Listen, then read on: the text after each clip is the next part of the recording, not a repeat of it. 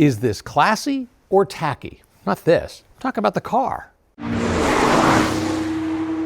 Hi there, Rick DeBrule, another chapter in the automotive evolution, wearing my tackiest jacket. We're here once again at the Martin Auto Museum in Phoenix, a great collection of more than 170 cars, some very classic designs. We've got a beautiful Duesenberg, and others, like this 1976 Monte Carlo Custom Cloud, are more classic-ish.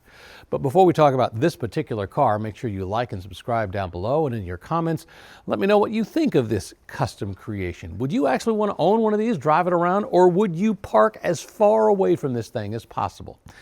Now, I have to point out that one of the reasons I'm doing this video is that a number of you have noticed this car in the background of some of the other video profiles we've done. And you actually asked and said you wanted to know more. Well, the time has come to tell you the full story of the Custom Cloud. Now, let's start by going back to the 1970s. The neoclassic fad was in full swing. Cars like the Zimmer, the Clenet, and the Excalibur were getting lots of attention. Now, most of those were designed to look like some of the classics from the 1930s.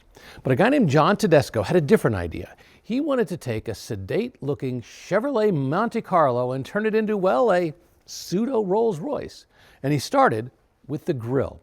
A big boxy creation that kind of oozed royalty. And then he put a flying lady, not the Spirit of Ecstasy, a flying lady on top of the grille. And he created a logo that looked an awful lot like the one Rolls-Royce was using. But that was just the beginning. He then added big swoopy fenders, both front and rear. Those, of course, were made of fiberglass. And one of Tedesco's selling points was that a lot of the kit cars being sold back then were actually pretty complicated to put together. Not so with the Custom Cloud. The conversion process did not affect any mechanical structures or any of the safety features. It didn't require welding or any special tools. They claimed that you could simply install all of the additional pieces on the car with just nuts and bolts. And the price, pretty reasonable for its day. It was $2,400 for the full kit, another $1,100 if you wanted it installed by a dealer, and they had dealers around the country.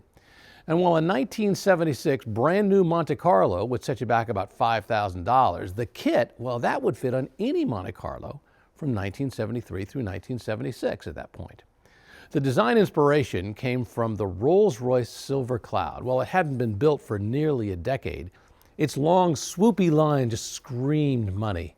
And this is where it gets complicated. Imitation may be the sincerest form of flattery, but Rolls-Royce simply considered it a trademark infringement. And not surprisingly, the big company sued the little company.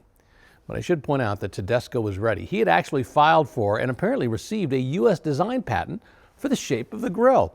It seems that Rolls-Royce never patented that part of the car here in the United States. However, when a judge looked at the overall design, the flying lady, the Custom Cloud name, the logo, he quickly sided with Rolls-Royce. And while Rolls won, Tedesco didn't stop building cars. He changed things like the hood ornament and the logo, and he started calling it a classic coach. And apparently, well, that met all the legal requirements.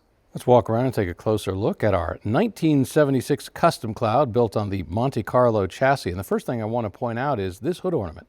This is not the hood ornament that John Tedesco initially put on his cars. That was a flying lady that looked an awful lot like a Spirit of Ecstasy.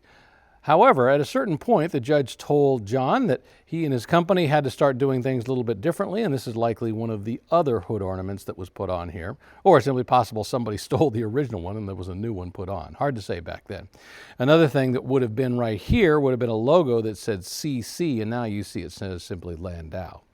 But one thing that is there is the big, huge grille on the front, very Rolls-Royce-like. And in fact, if you take a look at this car, and if you compare this to the front end of a Silver Cloud from about a decade earlier, boy, you will notice the similarities almost immediately. Very similar in terms of the design.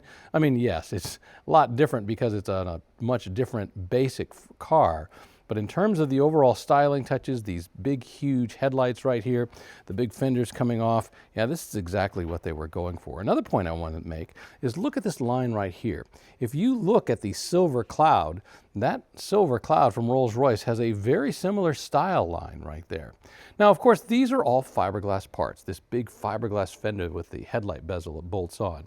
This big fiberglass hood right there. This is metal, but for the most part, all the pieces you are going to be putting on were all fiberglass. And as I mentioned, they were putting this on a standard Monte Carlo starting in 1973 and going up through that generation. Had about 116-inch wheelbase. I believe the overall length was about 212 inches long, and they weren't changing any of that. Once again, they weren't making any changes to any of the mechanical or safety features. It was all cosmetics. You look at this big rear fender that they were putting on with the big stylized look to it. They also had to put on a trunk. So a lot of major pieces were going on. But once again, according to Tedesco and his company, it was fairly easy to make all of that happen. I'll tell you a story about these taillights in just a moment, but these are real Rolls-Royce taillights, believe it or not. Inside, of course, you got a classic Monte Carlo interior. I'll talk about that in a moment as well. And of course, you had to have the Landau roof, which you could get because, you know, it had to have just a little extra class and style. But the point being, this is a fiberglass hood. It was fairly easy to put on. These fenders, you can see, come off right here, mount all the way forward. But once again, in terms of what happened after the settlement with Rolls-Royce, they didn't have to change an awful lot. Just find themselves a new hood ornament, find themselves a new logo to put up front, and they were back in business. All right, so let's tell the story of the taillights. These are actual Rolls-Royce taillights from a silver shadow from the mid-1970s. When John Tedesco decided to make his design, he wanted that touch. These are actually, they're not made by Rolls-Royce. They're made by a company called Lucas, which did a lot of the electrical work for Rolls-Royce in the UK.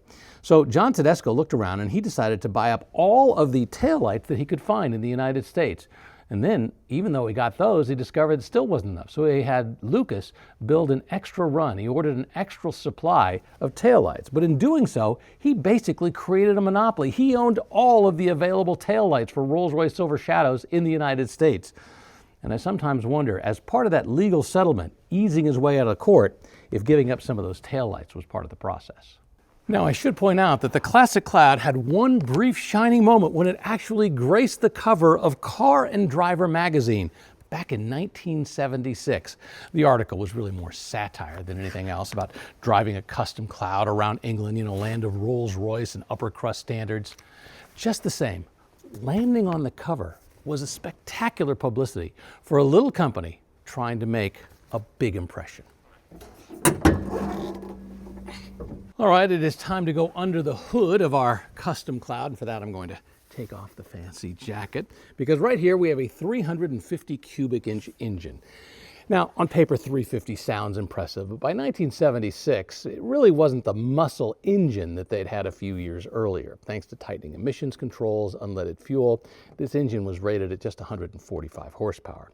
It didn't mean it was a bad engine, it was just built for a different time, right? I mean, the Monte Carlo was part of the personal luxury car craze. People wanted smooth, quiet power for cruising, not drag strip numbers, which they really couldn't get anyway back then. And the 350 delivered exactly that. It had plenty of low-end torque. It made the big Monte Carlo feel easy going around town and on the highway. Now, the small block itself, well, that is legendary. Simple, reliable, easy to fix. It goes all the way back to 1955, when Chevy first introduced their V8. It grew from that modest 265 cubic inches to larger displacements, like the 327, eventually this 350. By the time it landed in this Monte Carlo, it had built up a reputation for being that simple, reliable engine that was easy to live with. In short, the 1976 Monte Carlo 350 was not about speed. It was about comfort. It was about dependability. And that lazy V8 rumble that reminded you why Americans love big, cushy cars in the first place. Well, we've got the hood open. It gives us a better chance to take a look at how they made the conversion from the Monte Carlo to the Custom Cloud. As I said, it was all parts that bolted on, and you can see that right here. See this bracket that holds the grill on? Yeah, just bolt is on right there, right there. And when you look at the fender, it looks like that's the same thing as well. This fiberglass piece, see how it's simply bolting on in these same old locations that the previous one would have done. Same thing with the hood. We're simply bolting a new hood on in place.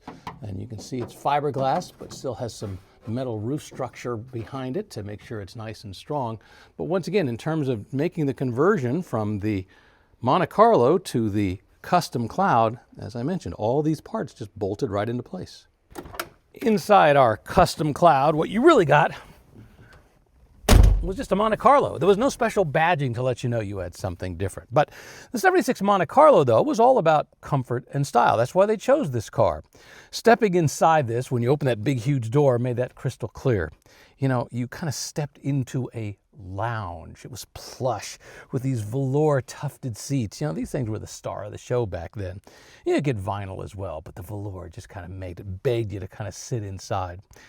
Compared to earlier Monte Carlos, the 76 really didn't feel that different. It was basically the same thing that the Monte Carlos had been doing ever since the second generation came in 1973. Dash maybe had a slightly cleaner layout. The panels on the door were just a little bit softer, a little more upscale, kind of leaning into that personal luxury vibe that Chevy was chasing. How did it stack up against the competition? Well, the Monte Carlo was not quite as flamboyant as the Ford Thunderbird or as pricey as the Buick Riviera. But you know, that was its secret weapon. It gave you that same plush feel inside, the soft seats, the fake wood, the thick carpeting, without draining your wallet. In 1976, the Monte Carlo wasn't just a car you drove, it was a place you wanted to be. And if you had that custom cloud kit on the front end, well, guess what? It made you look pretty special. You know, it's hard to say how many of these classic cloud cars were actually built. Various stories put it at probably around 100, but it's really anybody's guess as to how many survive today. You know, as the neo-classic craze faded in the 70s, so too did John Tedesco's company. In 1978, it was sold to a company called United Auto Sales. Who knows what happened after that? John and his team all moved on to other projects, non-automotive related, but for a brief shining moment, their classic cloud got plenty of attention, both good and bad. And while it may be just an oddity in an automotive museum right now, it does represent an interesting twist in the automotive evolution.